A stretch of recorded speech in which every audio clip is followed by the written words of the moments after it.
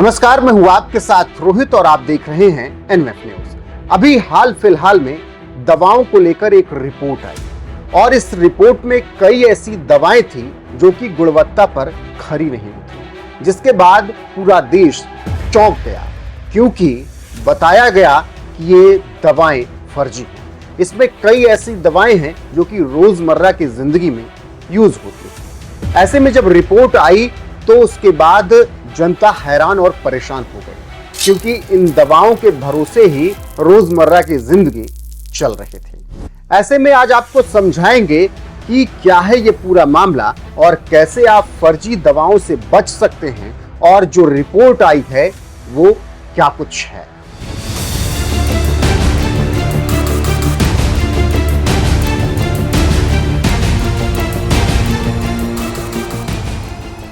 तो सबसे पहले आपको समझना होगा कि वो कौन सी दवाएं हैं जो गुणवत्ता पर खरी नहीं उतरी।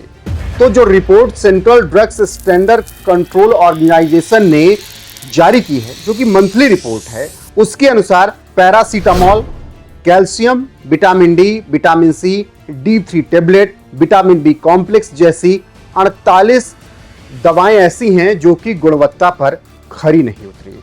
अब जब गुणवत्ता पर खरी नहीं उतरी तो कहा जाने लगा कि ये दवाएं फर्जी हैं, नकली हैं। लेकिन ऐसा नहीं है, ये दवाएं सब स्टैंडर्ड हैं, फर्जी नहीं हैं। इन्हें यूज करने से आपको परेशानी नहीं होगी, आपके साथ कुछ गलत नहीं होगा। और मतलब जो रिपोर्ट आई उसका ये है कि दवाएं नकली नहीं हैं, लेकिन ये दवाएं बहुत अच्छी तरीके से कारगर नहीं हैं, यानी गुणवत्ता पर खरी नहीं उतर रही हैं। इसका मतलब ये नहीं है कि ये दवाएं फर्जी हैं। वहीं अब अधिकारियों की तरफ से कहा गया है इस रिपोर्ट पर कि परेशान होने की जरूरत नहीं है क्योंकि जिंदगी के लिए ये दवाएं खतरा नहीं है। ये दवाएं सब स्टैंडर्ड की हैं, बहुत ज्यादा कारगर नहीं हैं, अब ऐसा बताया जा रहा है। हालांकि जनता परेशान है और जनता का परेशान होना वाजिब भी है क्योंकि रोजमर्रा की जिंदगी में ये दवाएं यूज हो रही हैं। जैसे पैरासीटामोल, थोड़ा सा बुखार आया, थोड़ा सा दर्द हुआ तो पैरासीटामोल यूज कर लिया जाता है, लेकिन पैरासीटामोल भी गुणवत्ता पर खरी नहीं उतरी, जिसके बाद परेशानी ज्यादा बढ़ रही है और तमाम सवाल उठ रहे हैं।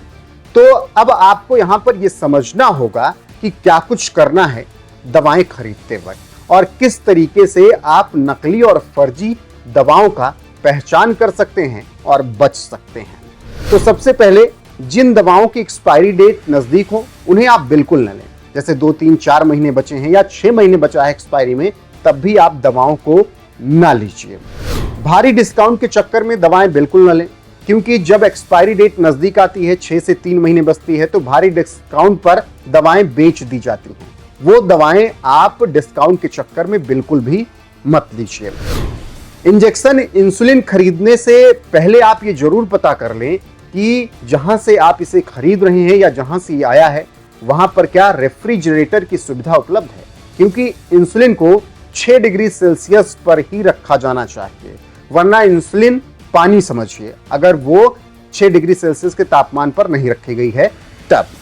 ऑनलाइन दवाएं बिल्कुल भी न खरीदें। ऑनलाइन दवाओं को खरीदने से बचें क्योंकि आपको नहीं पता है कि इंसुलिन और इंजेक्शन किस तरीके से रखे गए होंगे।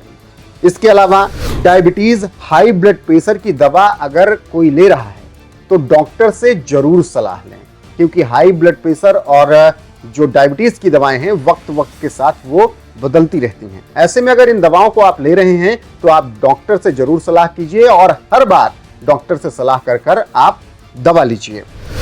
पैकिंग जरूर देखें और पैकिंग केवल आपको दवा का ही नहीं देखना है, जिस कवर में दवा थी आप उस कवर की पैकिंग देखिए और उसके अंदर जो दवा थी उसकी भी पैकिंग देखिए और दोनों को मैच कीजिए क्योंकि कई खबरें ऐसी भी आई कि पैकिंग किसी और कंपनी की और उसके अंदर दवा किसी और कंपनी की डाल दी गई। तो ऐसे में इससे बचें और पैकिंग जरूर चेक करें। वजन घटाने बढ़ाने वाली दवा लेने से हद तक बचें क्योंकि ये दवाएं भी बहुत ज्यादा कारगर नहीं है। तो ये कुछ बातों का ध्यान रख के आप नकली दवाओं से बच सकते हैं। अब जब बात आई है कि क्या पैरासीटामोल फर्जी है, तो सबसे पहले मैं आपको बता दूं कि ये कारगर नहीं है। सब स्टैंडर्ड दवाएं हैं, आराम इससे मिल जाता है, इससे आपकी बॉडी को बहुत ज्यादा नुकसान नहीं। अब अगर आप पैरासीटामोल की जगह डोलो इस्तेमाल कर रहे हैं तो समझिए एक ही दवा है, क्योंकि कंपनियां ऐसी दवाएं बनाती हैं जो कि वो अलग अलग तरीके की दवाएं बनाती हैं, अलग अलग नाम से बनाती हैं, लेकिन अगर पैरासीटामोल ले रहे हैं और डोलो ले रहे हैं तो दोनों का काम एक ही है। तो पैरासीटामोल को लेकर जो इस वक्त खबरें चल रही कि फर्जी है और फेक दवा है, तो उस पर अभी फिलहाल यही कहा जा रहा है कि ये दवाएं कारगर नहीं हैं, सब स्टैंडर्ड हैं, इनसे आपको नुकसान नहीं हो सकता, ये दवाएं आप ले सकते हैं, लेकिन डॉक्टर की निगरानी में दवाएं आपको लेनी है। तो फिलहाल जिस तरीके से 48 दवाओं को फर्जी बताया गया, उसमें अब ये रिपोर्ट जो है मंथली रिपोर्ट आती है और हर महीने रिपोर्ट इसी तरीके से आती है।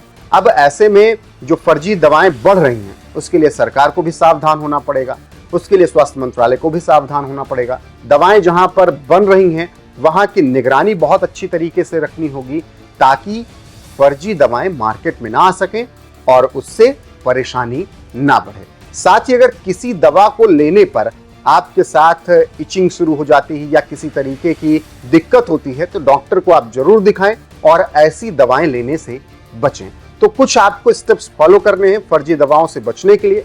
साथ ही जो दवाओं को फर्जी बताया गया है उस पर भी मैंने आपको बताया कि सब स्टैंडर्ड दवाएं हैं, कारगर नहीं है लेकिन आपके लिए नुकसानदेह नहीं है। अंत में यही डिस्क्लेमर है कि कोई भी दवा लेने से पहले आप अपने नजदीकी डॉक्टर से जरूर सलाह लें।